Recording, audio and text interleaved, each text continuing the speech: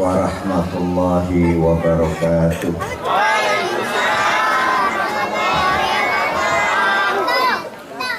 Bismillahi masyaallah, la yasuku khaira ilallah. Bismillahi masyaallah, la yasrifu su'a ilallah. Bismillahi masyaallah, maka min ni'matin minallah.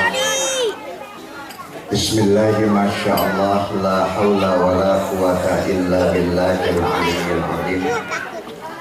Adik-adik tenang ya, udah jangan ngobrol ya, sudah tenang. Alhamdulillahilladzi arsala rasulahu bil huda wa dinil haq liyudhhirahu 'alad dini kullihi wa kafa billahi syahida. Asyhadu an la ilaha illallah wahdahu la syarikalah wa asyhadu anna Muhammadan abduhu wa rasuluh. Allahumma salli wa sallim wa barik ala sayyidina Muhammadin wa ala alihi wa sahbihi ajma'in. Fa inna asdaqal hadis kitabullah wa khairal hadi hadiyu Muhammadin sallallahu alaihi wasallam wa syarrul umur muhdatsatuha wa kullu muhdatsatin bid'ah wa kullu bid'atin dhalalah wa kullu dhalalatin finnar. Allah Ta'ala fil Qur'anil Karim, laqad kana lakum fi Rasulillahi uswatun hasanah liman kana yarjullaha wal yawmal akhir wa dzakarallaha katsira.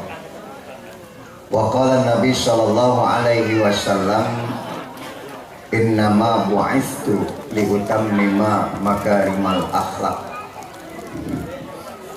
Yang kita muliakan bersama guru kita Kiai Haji Husni Al-Fatani, mata'amallah bituli hayatih, dan juga yang kita muliakan Bapak Ustadz Haji Muhammad Yasin, Bapak RW yang sudah berangkat, bukan pulang tetapi ada acara yang lainnya, para sesepuh, para tokoh masyarakat, para kiai, para asatidz yang mohon maaf saya tidak sebutkan satu persatu, namun tidak mengurangi ta'zim dan hormat saya, serta seluruh jamaah yang hadir, Bapak Ibu, anak-anakku yang senantiasa mudah-mudahan kita selalu dimuliakan oleh Allah Subhanahu wa Ta'ala.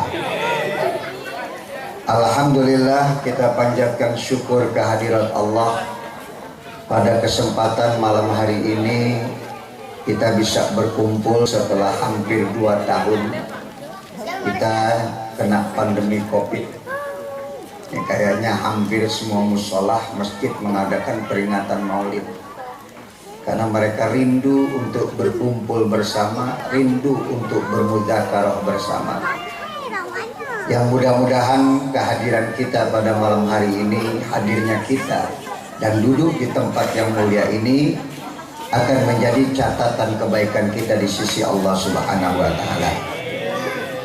Salawat dan salam semoga dan selalu terlimpah dan tercurah kepada Nabi kita Muhammad sallallahu alaihi wasallam. Mudah-mudahan kita semua akan mendapatkan syafaatnya di yaumil akhir nanti. Ibu, Bapak, jamaah yang mulia, jam menunjukkan jam 10 lewat seperempat. Insya Allah mudah-mudahan jam 11 kita selesai, karena kebetulan tadi saya dikasih kabar saya punya saudara orang tuanya meninggal dunia. Saya mesti takziah. Ya, doakan mudah-mudahan Allah ampunkan dosanya, diterima segala amal ibadahnya. Ada orang yang memperingati maulid, ada orang yang memperingati maulud. Apa bedanya? Yang benar yang mana? Ini tulisannya apa ini? Peringatan maulid, bukan maulud. Kalau maulid itu yang diperingati tanggal dan waktu kelahirannya.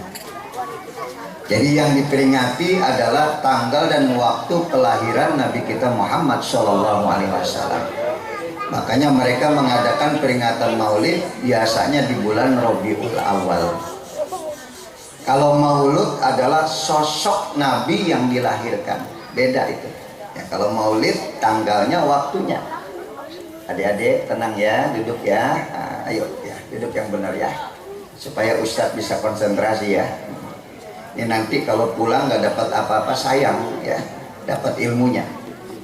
Jadi ada peringatan maulid, ada peringatan maulud. Kalau maulud itu adalah nabinya yang dilahirkan. Boleh nggak kita memperingati maulid Rasulullah? Boleh. Anak kita aja lahirnya kita peringatin. Apalagi Nabi adalah sosok yang mulia, Nabi yang menjadi panutan, dan Nabi yang dipuji oleh Sang Pencipta Al-Khaliq hanya kepada Nabi kita Muhammad SAW. Bu, nggak ada Nabi yang lain yang dipuji oleh Allah setinggi langit kecuali Nabi kita Muhammad SAW. Laqad kana lakum fi Rasulillahi uswatun hasanah. Adik-adik tenang ya, panitia tolong dong ya, panitia sudah ya, sudah. Laqad kana lakum fi Rasulillahi uswatun hasanah. Telah ada pada diri Rasulullah uswah, contoh. Ada contoh yang hasanah, ada contoh yang sayyi'ah. Kalau contoh yang sayyi'ah itu Fir'aun. Contoh yang saya itu Namrud. Tahu, kenal Fir'aun? Kenal nggak? Kenal di mana lo? Itu Fir'aun nggak pantas dijadikan contoh. Itu Fir'aun sampai sombongnya, dengan kesombongannya nggak boleh kita ikutin. Itu Fir'aun sampai begitu sombongnya dia mengatakan ana rabbukumul a'la. Aku adalah Tuhan yang paling tinggi. Itu sombong, gak perlu dijadikan contoh. Setan pernah datang ke rumah Fir'aun. Setan datang ke rumah Fir'aun, jangan nengok ke samping. Setan datang ke rumah Fir'aun, ketok pintu. Fir'aun di dalam nanya, "Man fil kharid?" Siapa di luar? "Man fil kharid?" Apa kata setan?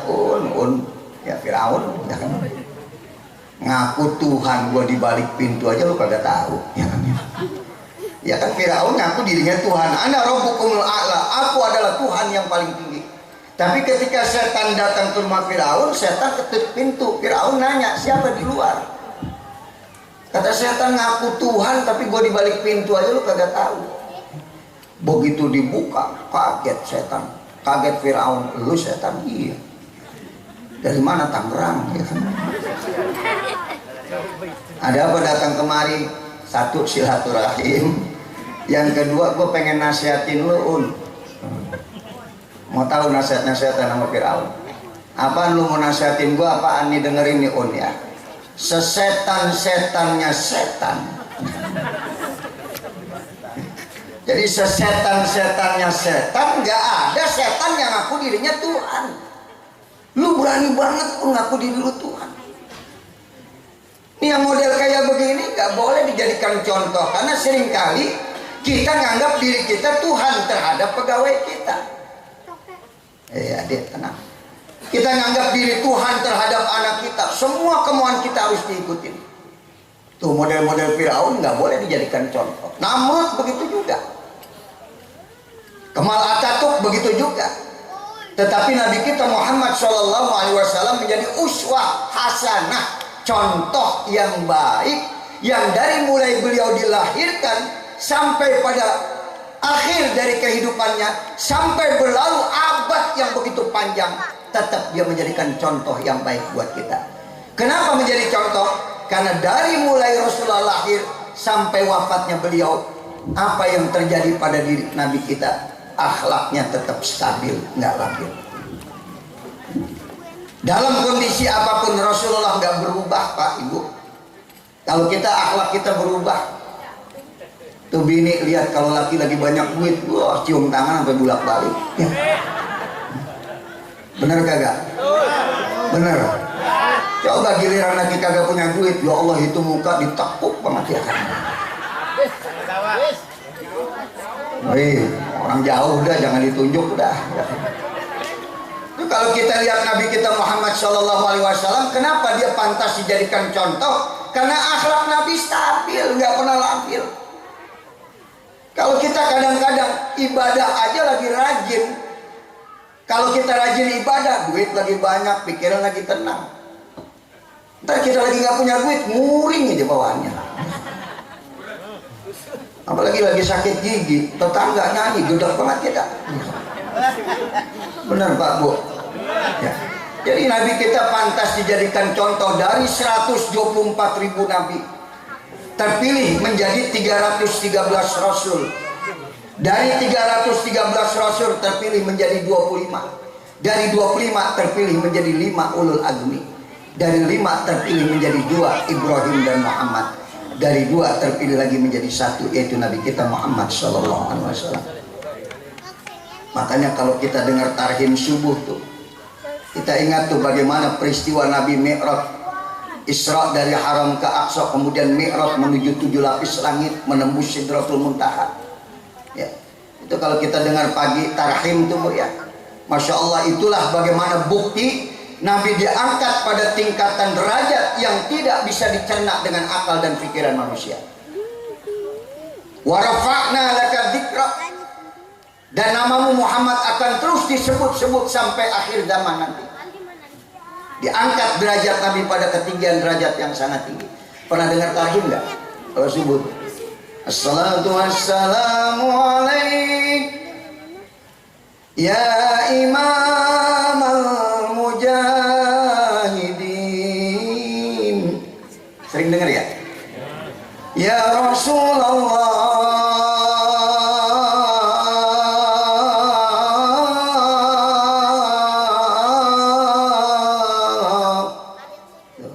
tuh lihat ada Isra-nya tuh.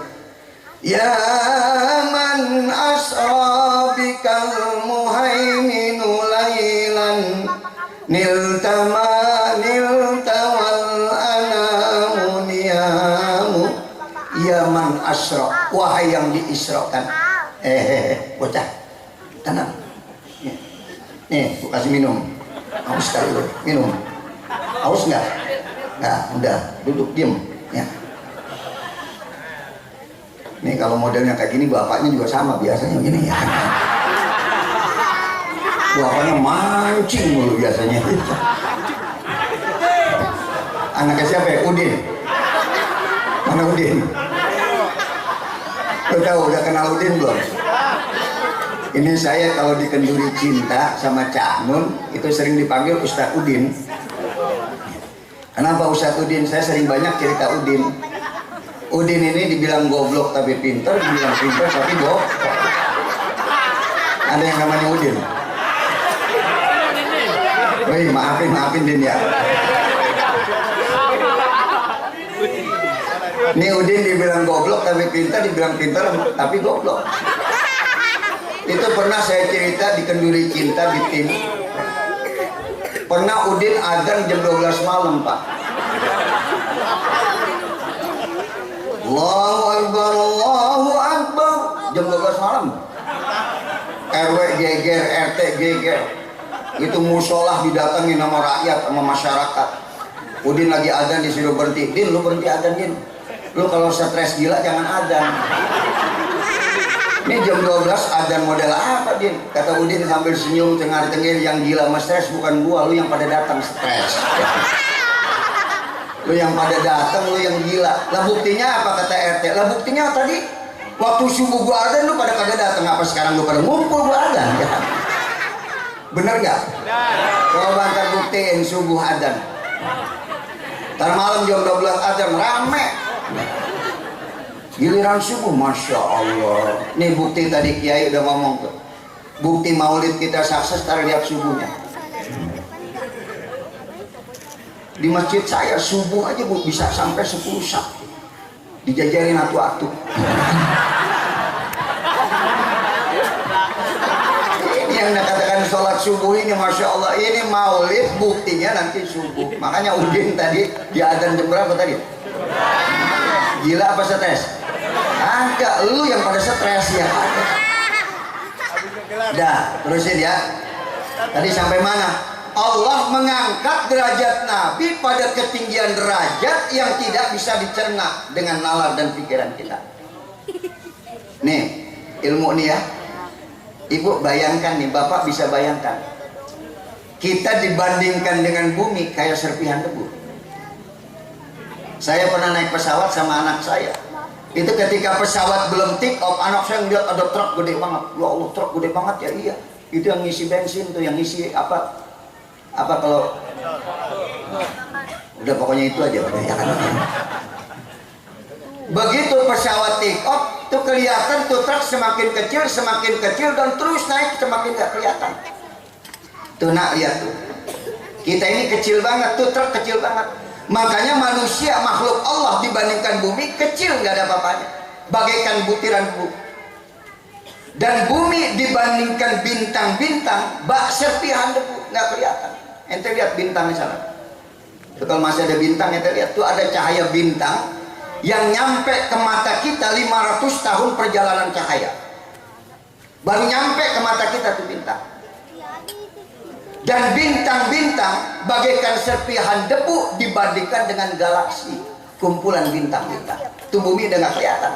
Apalagi manusia yang sombong udah kagak kelihatan. Galaksi dibandingkan dengan kumpulan galaksi-galaksi super cluster kayak serpihan debu. Super cluster dibandingkan dengan jagat raya bagaikan serpihan debu. Jagat raya dibandingkan dengan black hole titik hitam bagaikan serpihan debu. Semua benda yang jatuh masuk ke situ hilang semua. Dan semua yang ada di bawah dibandingkan langit yang pertama bagaikan serpihan debu. Langit yang pertama dibandingkan langit yang kedua adalah serpihan debu. Langit yang kedua dibandingkan langit yang ketiga adalah serpihan debu. Sampai langit yang ketujuh semua yang ada di bawahnya bagaikan serpihan debu. Dan langit yang ketujuh dibandingkan dengan arsy-Nya Allah bagaikan mata uang logam yang ada di dalam baskom. Bayangin tuh, kita ini nggak ada apa-apanya. Tapi Nabi bisa menjangkau perjalanan itu sampai menembus 700 tahun. Makanya ketika Nabi sampai di langit yang ketujuh, Jibril berhenti, Bu, Pak. Kata Jibril, Muhammad, saya sampai di sini aja ya. Ente teruskan perjalanan ente. Kenapa engkau meninggalkan aku di tengah perjalanan, Muhammad? Dari langit yang ketujuh sampai kepada arsy-Nya Allah, sampai kepada Sidratul Muntaha, ada sab'una nuran, ada 70 cahaya yang harus kau lewati. Aku tidak akan sanggup Musa, aku tidak akan sanggup Muhammad untuk masuk pada cahaya Allah. Kata Nabi, bukankah engkau tercipta dari cahaya, wahai Jibril? Betul, tapi cahayaku terbatas. Apabila aku masuk pada cahaya Allah, aku akan terbakar. Silahkan kau meneruskan perjalanan Muhammad. Ya kadu zaitu hayuti'u walau lam tamsasu nar, nurun ala nur. Allah adalah cahaya di atas cahaya. Makanya ketika Nabi melesat masuk pada cahaya Allah, saat itulah Jibril berteriak dengan histeris. Apa kata Jibril? Hadzal yaum Muhammad laisal bashar bal huwa nur. Hari ini Muhammad bukan manusia. Hari ini Muhammad sudah berubah menjadi cahaya. Gak bisa dicerna dengan akal dan pikiran kita. Makanya di Quran gak ada cerita tentang Mi'raj. Quran hanya bercerita tentang Isra. Subhanalladzi asra. Tidak ada kalimat subhanalladzi asra wa a'raj. Kenapa? Karena perjalanan Mi'raj hanya bisa diceritakan di dalam hadis-hadis Nabi kita Muhammad SAW. Al-Quran bisa dijabarkan dengan akal dan pikiran manusia. Itulah cerita tentang bagaimana Allah mengangkat derajat Nabi pada satu ketinggian derajat yang tidak bisa dicerna dengan akal dan pikiran manusia. Ini saya senang nih, tim hadroh nyari ilmu namanya di sini. Kadang-kadang hadroh Polri kalau udah selesai tugasnya pulang, nggak mau dapat ilmu. Ini hari ini pelajarin itu bagaimana kita memuliakan Rasulullah, karena memang wajar dimuliakan, pantas dimuliakan. Nggak ada yang bisa membandingkan Nabi. 10 generasi sebelum Nabi kita lahir, Nabi Allah Ibrahim sudah berdoa di sudut Ka'bah, Rabbana wab'ats fihim rasulan minhum yatslu alaihim ayatika wa yu'allimuhumul kitaba wa yuzakkihim. Ente baca nggak tuh? Ya, kita lihat dari Nabi kita Muhammad, Ibni Qusay, Ibni Khalid, Ibni Firis, terus sampai kepada Nabi Ismail, sampai kepada Nabi Ibrahim. Itu 10 generasi sebelum Nabi lahir, Nabi Ibrahim sudah berdoa, Rabbana wab'ats fihim rasulan minhum yatslu alaihim ayatika wa yu'allimuhumul kitaba wa yuzakkihim. Ya Allah, kirimkanlah seorang Rasul di negeri ini dari bangsa mereka sendiri, dari bangsa Arab. Makanya ente lihat deh, orang-orang di luar Arab kagak demen sama Nabi. Kita dikatain kadal gurun mulu kita. Bawaannya benci banget sama Arab, kadun segala macam. Lu jangan benci sama Arab. Tuh ada hadis Nabi mengatakan ahibbal Arab li salasin, cintailah yang berbau Arab karena 3. Kenapa kamu harus cinta kepada yang berbau Arab? Karena 3 hal. Li'anni Arabiyyun, kata Nabi, aku adalah keturunan Arab. Wal Quran bil lughatil Arabiyyah, suka atau tidak suka, Quran dengan bahasa Arab. Kalau lu gedek sama Arab, jangan lu baca Quran. Lu benci sama Arab, jangan baca Quran. Dan yang ketiga, wal kalam bil jannah bil lughatil Arabiyyah, nanti di surga orang semua bicara dengan bahasa Arab. Ini hadis sahih. Di surga orang berbicara dengan bahasa Arab. Ada murid saya nanya, Ustaz, saya gimana belum bisa bahasa Arab? Lu masuk surga aja belum tentu lu nanya bahasa Arab.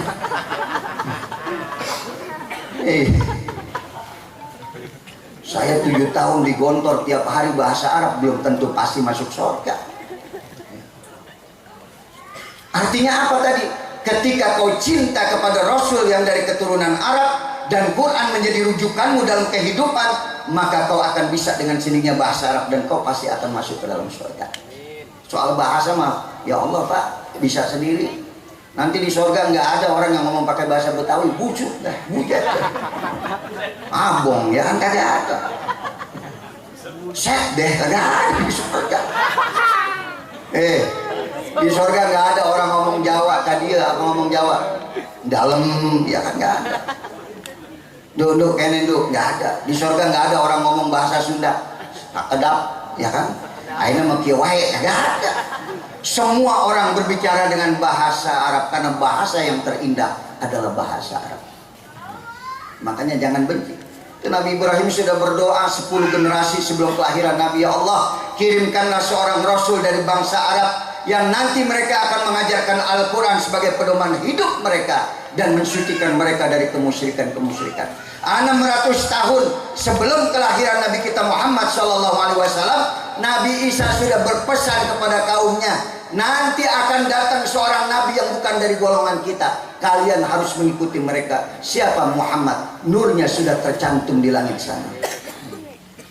Lihat tuh, 600 tahun sebelum Nabi lahir.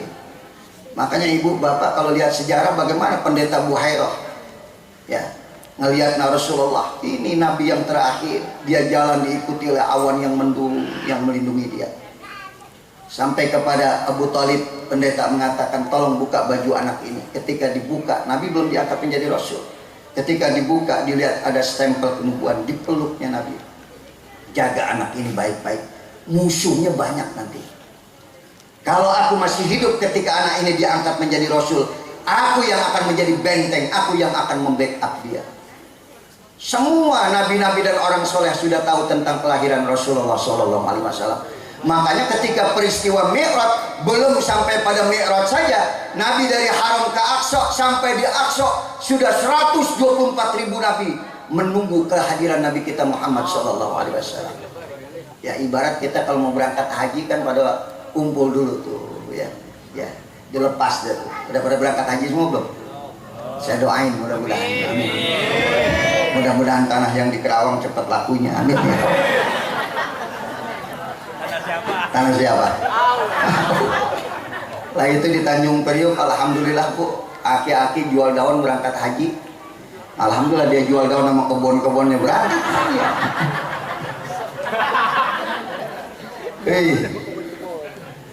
Itu kalau orang mau berangkat haji kan diapain? Diiring. Nabi juga sama, ketika akan Mi'raj sudah disambut dengan 124.000 Nabi. Dan saat itulah menjelang sholat subuh, siapa yang harus menjadi imam? Menjelang sholat sunnah, siapa yang harus menjadi imam? Karena berangkat Nabi malam. Nabi Adam pantas jadi imam, kata Adam jangan, nggak pantas aku jadi imam karena sebab aku kalian gak ada di surga. Kalau begitu siapa yang pantas jadi imam? Abal Anbiya, bapaknya para nabi, siapa? Ibrahim pantas menjadi imam. Kata Ibrahim, jangan saya. Saya pernah berdusta 1 kali kepada Namrud. Ketika Namrud bertanya siapa yang menghancurkan berhala, Aku katakan, tuh lihat patung yang paling besar. Mungkin dia yang menghancurkan berhala. Aku bohong, padahal aku yang menghancurkan. Tidak pantas aku menjadi imam. Bohong sekali aja nggak boleh jadi imam. Ini bohong dulu. Wih, mana Ustadz Haji Muhammad Yasin? Mana dia orangnya? Ji, kalau yang suka bohong jangan suruh jadi imam, Ji, ntar ya.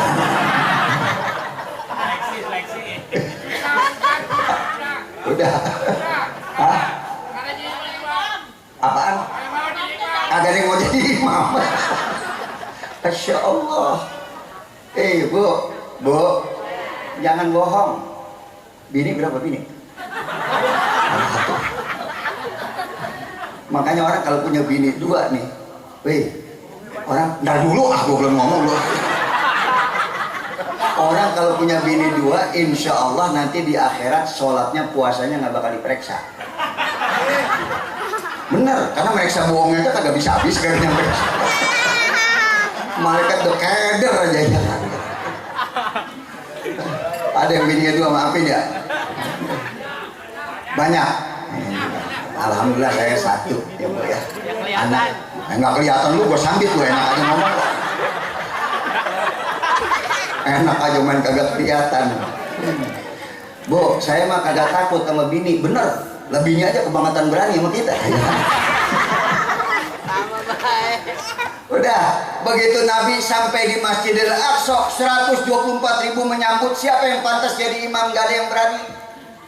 Tuh dalam tarhim diceritakan, wa taqaddamta lis-sholati fa shalla kullu man fis samai wa antal imamu. Maka majulah engkau Muhammad menjadi imam. Fa shalla kullu man fis sama, maka sholatlah seluruh penduduk yang ada di langit. Para malaikat ikut turun, ikut bersama makmum di depan Rasulullah, di hadapan Rasulullah. Para nabi-nabi semua di belakang Rasulullah. Begitulah kemuliaan Nabi kita Muhammad SAW.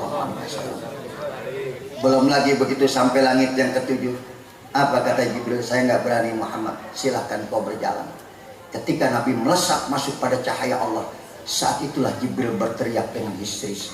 Hadal yaum Muhammad laisal bashar bal huwa nur.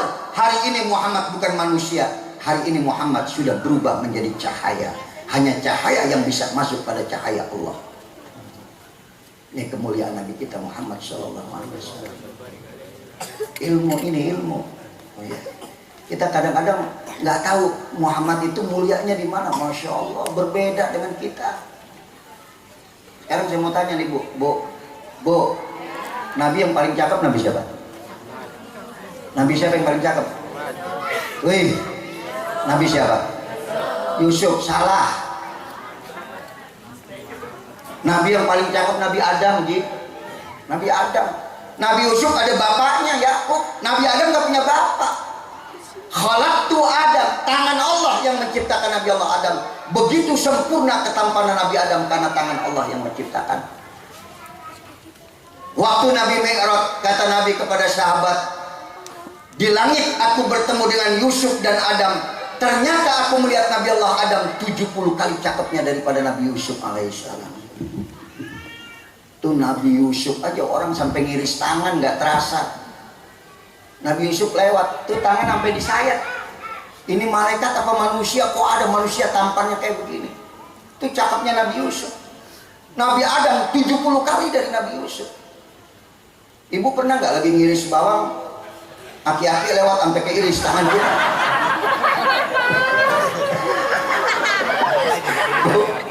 Kita lagi ngiris bawang, aki-aki lewat, widih, maco amat, maco dari mana? Jalan aja doyong, maco lagi.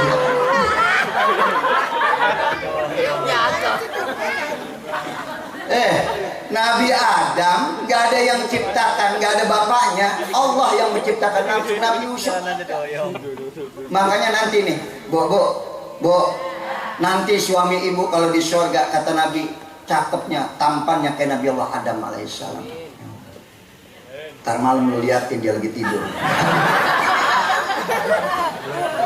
lagi celontang, lagi ngorok ya, Masya Allah Adam kayak begini amat.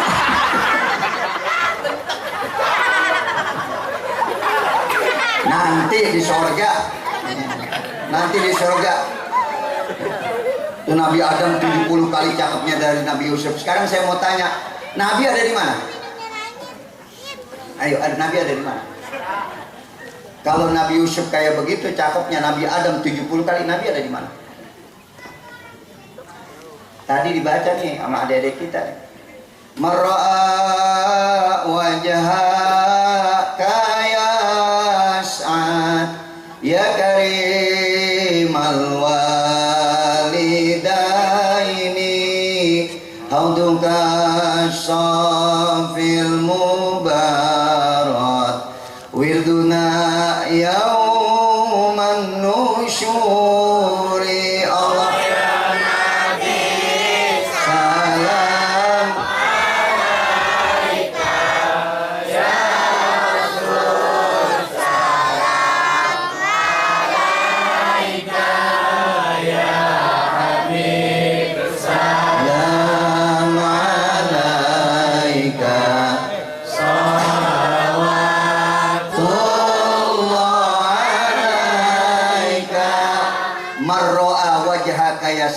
Siapa yang memandang wajahmu ya Rasulullah, hatinya akan senang, hatinya akan bahagia. Orang ngelihat Nabi Yusuf terpesona ada batas waktunya. Bener nggak? Pak. Dulu Bapak ngeliat istri Bapak terpesona nggak? Dulu.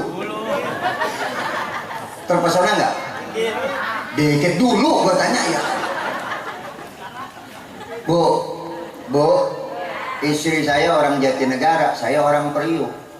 Kenal seminggu, sebulan nikah. Dijodohin sama ibu saya, alhamdulillah punya anak 5. Dulu mah kagak demen bini saya sama saya. Dan sekarang udah paksa banget, anak udah 5 yang diapain. Itu lagi lewat Jatinegara, ya Allah ngelihat genteng rumahnya jadi girang. Satu waktu saya lagi lewat, kayaknya lagi di Jembreng.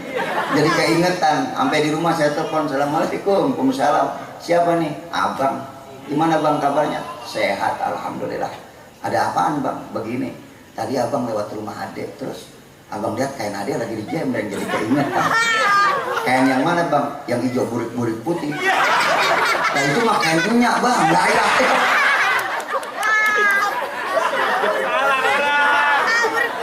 Masya Allah. Bu, kita dulu terpesona ngelihat suami kita, suami terpesona ngelihat diri kita. Sekarang udah habis. Ada waktunya terpesona. Masya Allah, dulu kita bawa anak mau ngeliatin bini aja, sekarang kita bawa anak kaget mau ngeliat bini ya. Gitu pulang ngeliat bini, astagfirullahaladzim. Apalagi kalau udah handphonenya dipegang bininya, ya Allah udah pelimpangan dia. Habis tegonya.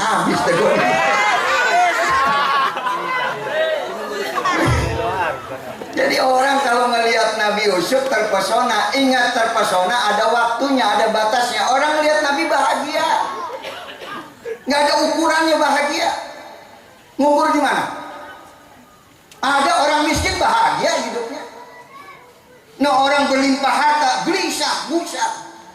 Ngukurnya di mana coba bahagia? Nggak bisa. Nggak ada ukurannya bahagia. Ibu rajin sholat malam bahagia. Banyak orang ke pub, disco, kemana, diusar hatinya, sementara tuh senangnya, habis itu hilang lagi, gelisah lagi. Kita tiap hari alhamdulillah bahagia. Pagi-pagi, ya Allah lagi ngasih uang belanja seadanya, alhamdulillah bahagia. Ngelihat badan kita sehat, bisa ibadah, bisa baca Quran, gak ada ukurannya bahagia. Marro'a wajhaka yas'ad, siapa yang memandang wajahmu ya Rasulullah, hatinya akan bahagia. Orang yang lagi galau ngelihat Nabi hilang galaunya. Orang yang lagi bermasalah melihat Nabi hilang semua masalahnya. Kan ada wajah orang bu, yang tadinya kita gak punya masalah, melihat muka dia jadi bermasalah. Benar gak? Ya Allah, begitu keluar dari rumah melihat tetangga keluar, puyang kita melihat dia. Padahal tadi kita gak punya masalah. Apalagi yang di TV, kalau kita melihat muncul muka dia, kita mau timpuk aja bawaannya ya. Tuh melihat Nabi kita Muhammad, Masya Allah, betul-betul luar biasa wajahnya. Makanya Anas bin Malik ketika dia mengikuti Rasulullah selama 10 tahun, Itu Nabi hijrah dari Mekah ke Madinah, Ummu Sulaim sudah menyerahkan tuh anaknya, Anas bin Malik. Banyak meriwayatkan hadis. Ya Rasulullah, ini anak saya serahkan kepada engkau agar dia berkhidmah kepada engkau. Baik, kata Nabi. 10 tahun Anas ngikutin Nabi. Tahu berkhidmah. Ini adik-adik tahu. Itu kalau kita punya guru dulu, tasnya kita bawain, ya. Kemudian apanya lagi? Sendalnya kita siapin. Dulu saya ngaji masih kecil, sebelum ke pondok nimbain dulu tuh mualim mau ngajar. Itu berkhidmah namanya. Tuh Anas 10 tahun ngikutin Nabi. Ketika dia akan berumah tangga, dia minta izin kepada Rasulullah, ya Rasulullah, mungkin minggu yang akan datang saya tidak lagi bersama dengan kamu. Kenapa Anas kamu tidak lagi bersama dengan saya? Saya harus berumah tangga ya Rasulullah. Sudah ada pilihan kamu, sudah. Berarti kita berpisah Anas. Iya. Ya sudah, kata Nabi. Salni, minta apa yang kau mau dari aku. Anas diam, Pak.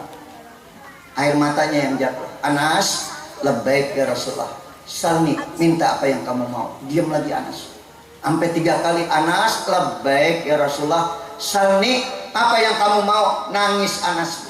Gak sanggup saya Rasulullah. Ayo minta apa yang kamu mau. 10 tahun kau sudah menemani aku. Sekarang apa maumu? Aku akan minta kepada Allah. Apa yang diminta sama Anas? Kalau kita ditanya Nabi mau minta apa, banyak banget catatan kita. Mau aki-aki di pojok, ya Allah, bini saya biar galaknya hilang apa sih ya Allah. Ada lagi janda, ya Allah, ya Rasulullah doakan saya kalau diminta tuh. Mudah-mudahan ada yang ngelamar saya, kontrakannya 200 pintu, ya Allah, ya Rasulullah. Ada yang minta jabatan, ada yang minta kekuasaan. Tapi Anas ketika ditanya oleh Rasulullah, minta apa kau Anas kepadaku? Anas cuma katakan, aku minta cuma satu saja ya Rasulullah. Apa yang kau inginkan? Inni uridu an murafaqataka fil jannah. Boleh enggak ya Rasulullah, aku nemenin engkau seperti ini sampai di surga nanti. Masya Allah. Yang diminta Anas cuma satu. Boleh enggak aku terus seperti ini sampai di surga? Berat hati meninggalkan engkau ya Rasulullah.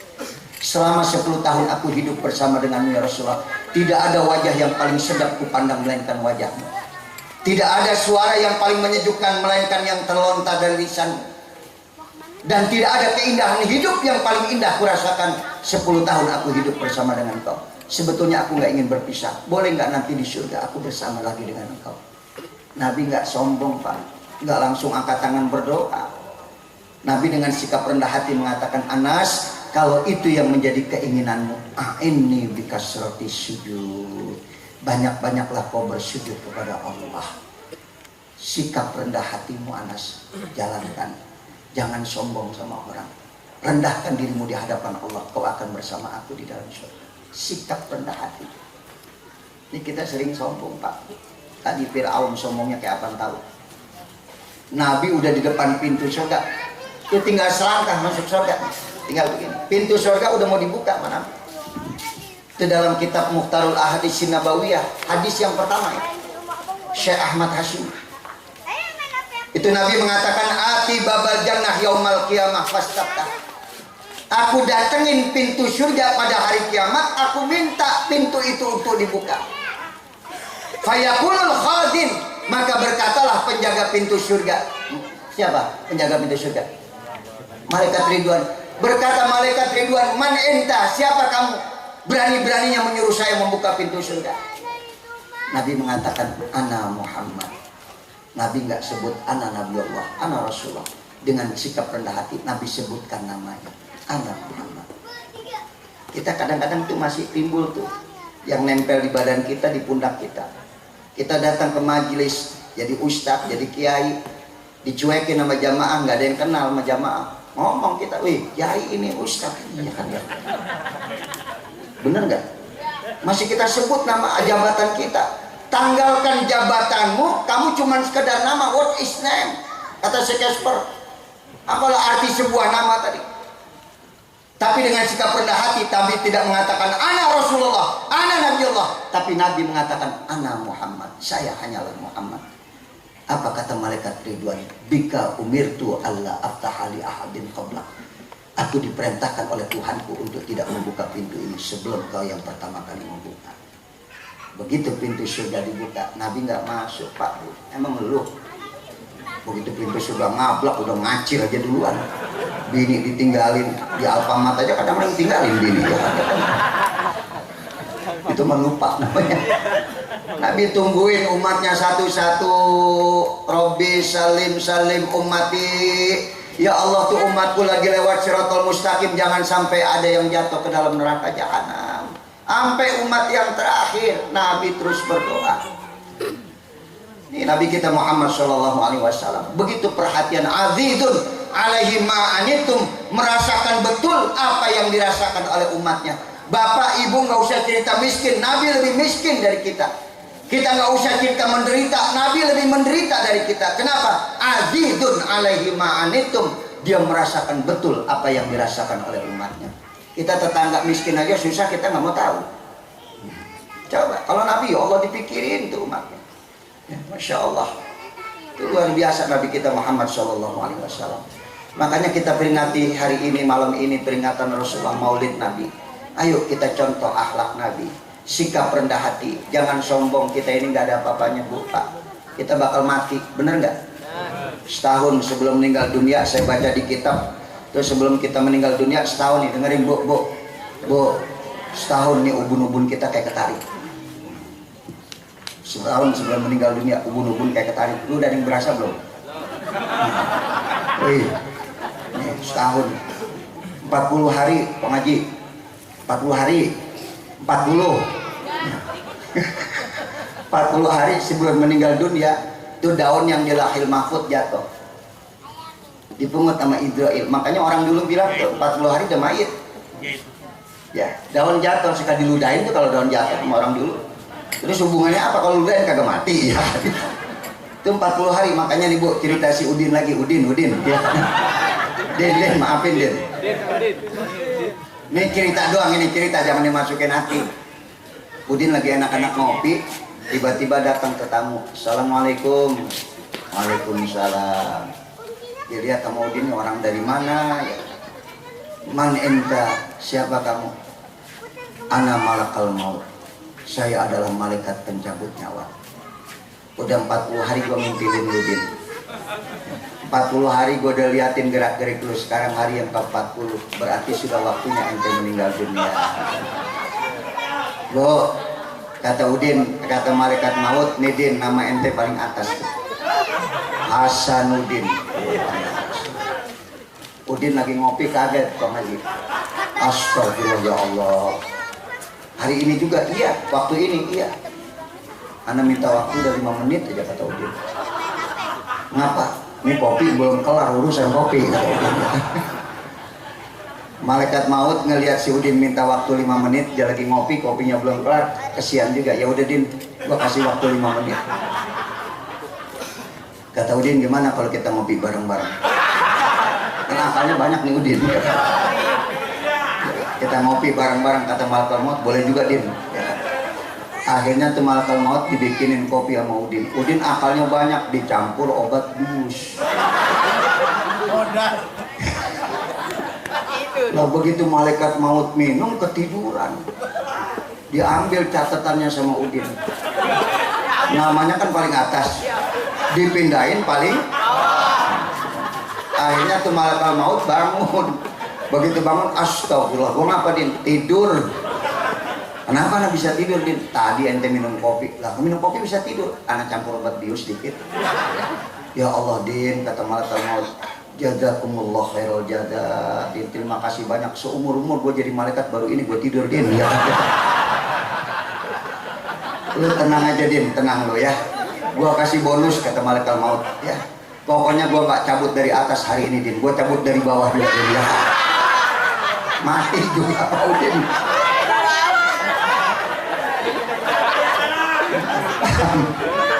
Nih yang namanya mati, kapan aja kita bakal mati. Maka pesan saya terakhir ya Bu ya, ya waktu kita udah hampir jam 11 malam, pesan saya ayo cari ridhonya Allah. Cari ridhonya Allah. Bagaimana cara ridho Allah? Nih ntar kita mintain sumbangan. Belum panitia, bentar sabar ya. Nih Bu, ntar kita minta sumbangan Ibu ya, gelang kalung yang udah nggak kepake tuh ya kan. Wih, gelang kalung yang udah nggak kepak. Bukan apa-apa, saya bukan nakut-nakutin ibu ya. Itu gelang ibu, kalung ibu, ibu udah sakit-sakitan, udah mulai dibenahin sama laki ibu ya kan.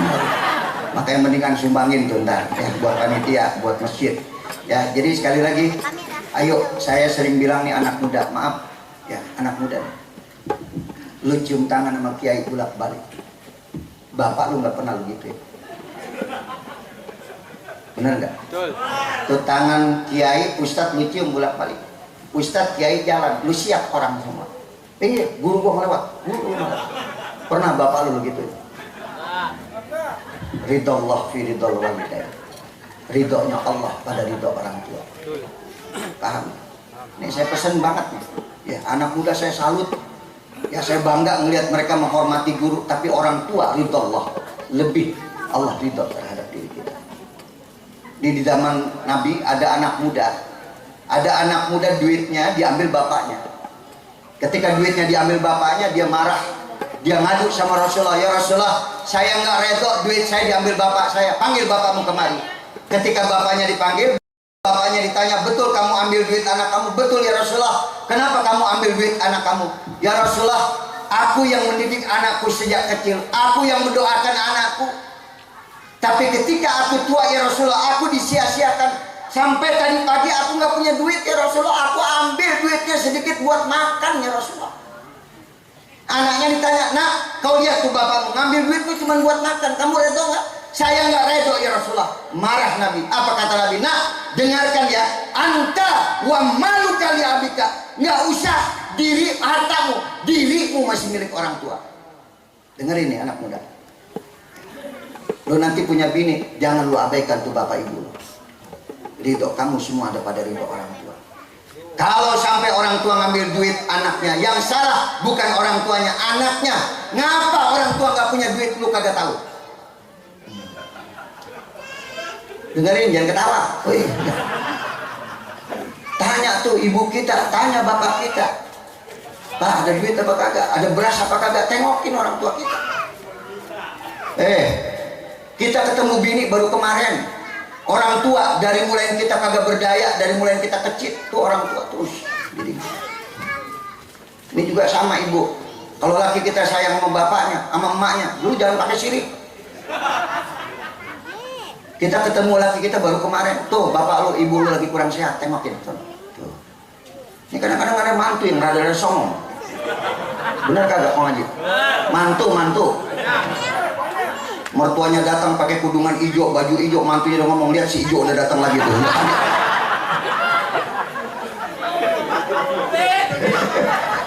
Ada yang begitu? Mana? Gua colok matanya biarin sekalian. Kita punya laki tuh, orang tuanya mertua kita, hormatin. Dia sayang sama orang tuanya, dukung, jangan pakai ngambek. Dikit-dikit bapak lu, mak lu, dikit bapak lu, gua kagak diurusin. Lu bukan kagak diurusin, bapak gue, ibu gue berapa lama lagi hidup, gue mesti pacari kesempatan. Alkomah kagak bisa mati bu, Alkomah nggak bisa mati. Ahli ibadah, sholatnya rajin, puasanya rajin, sampai Allah siksa dengan sakaratul maut. Dan Nabi datang, kenapa ini orang baik kok susah matinya, tersiksa dengan sakaratul maut, yang sakitnya sakaratul maut seperti binatang hidup dikeset kulitnya. Ini kenapa Alkomah nggak bisa mati? Apa dia punya dosa sama kalian? Nggak ada ya Rasulullah. Bocah dengerin, dikit lagi gua ngomong dulu. Ketawa lagi. Ini anaknya Udin kan?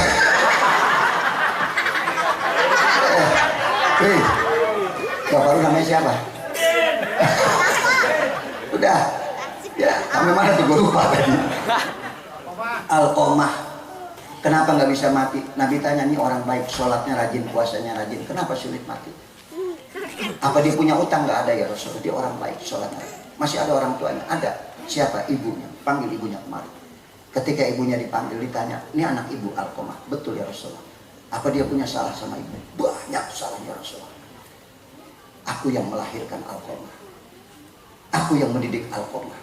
Ibu lihat tuh, bagaimana orang tua kita nyusuin kita masih kecil. Ambil ditimang-timang, dibacain sholawat.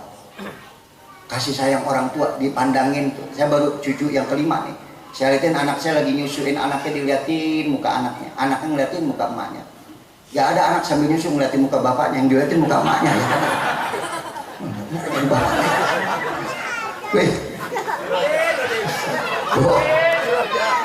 Ini Alqamah ahli ibadah.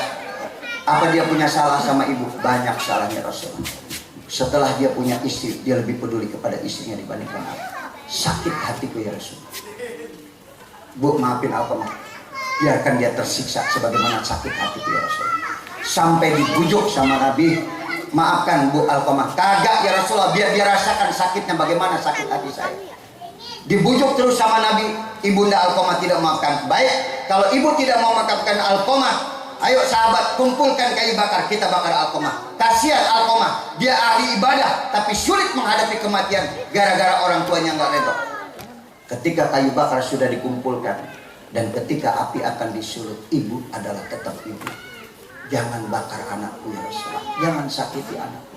Aku maafkan Alqamah. Baru Alqamah bisa mengembuskan nafas yang terakhir. Buat mati aja orang tua nggak redho susah, apalagi buat hidup. Dengerin tuh, buat mati aja orang tua nggak redho susah, apalagi buat hidup. Pantas hidup lu keblangsak, pantas lu susah. Kenapa? Lu sering nyatohin air mata orang tua. Kamu sering sia-siakan orang tua. Lihat, datengin orang tua. Kenapa saya kerja susah? Kenapa saya ini susah? Bisa jadi ada air mata orang tua yang jatuh gara-gara ucapan kita. Dengerin nih, ya. Orang tua. Ibu juga sama. Ibu surganya ada pada suami. Ayyumam ra'atin matat wa zawjuha an haradin dakhalatil jannah. Apabila seorang wanita meninggal dunia, suaminya ridho, surga buat dirinya. Saya punya sahabat kena Covid, awal Covid istrinya kena meninggal dunia. Sampai gini hari teman saya di pondok, Yai, ente nggak nikah lagi, belum sanggup Yai. Kenapa belum sanggup? Kebaikan istri saya masih kelihatan di mata saya, keindahannya masih kelihatan. Istri ente surga, ente reto banget pelayanan istri. Makanya perempuan kalau meninggal dunia, suaminya ridho, surga buat dia. Ntar tanya lagi kita, bang kira-kira kalau gue mati lu ridho apa kagak? Wah tuh lu lihat tuh, ya kan?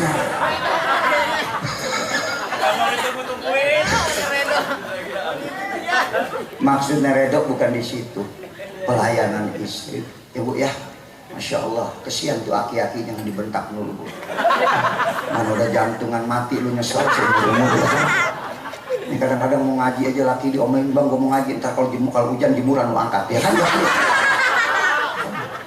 Cium tangan laki pulang dari ngaji bolak-balik 3 kali. Itu bini saya kalau cium tangan 3 kali. Satu, yang kedua telapak tangannya dicium, yang ketiga tangan saya ditaruh di ubun-ubun dia. Ya, berkahin ya, doain. Ya Allah, saya unyang-unyang tuh rambutnya.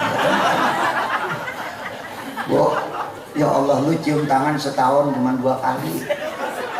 Idul Fitri sama Idul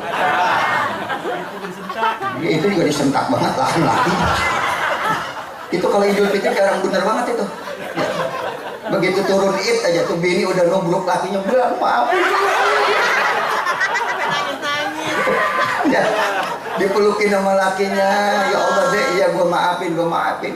Giliran lebaran tamu banyak banget datang, piring berantakan, gelas berantakan, mulai dia ngomong lagi, heran aki-aki kalau mau bantuin teman kamu. Pada aki-aki baru tadi pagi dia cium tangan, minta maaf, begitu lagi tuh. Wih Bu, biar pada benar sama laki ya. Ntar pulang cium laki lu tuh, ya cium keningnya, ya Allah, Beb sehat Beb. Ya kalau ada keinginan sembahyang sunnah dulu 2 rakaat kalau mau campur sama laki ya, supaya berkah. Bayang sunnah 2 rakaat, baca Yasin 3 kali ya, tahlil tahmid ya.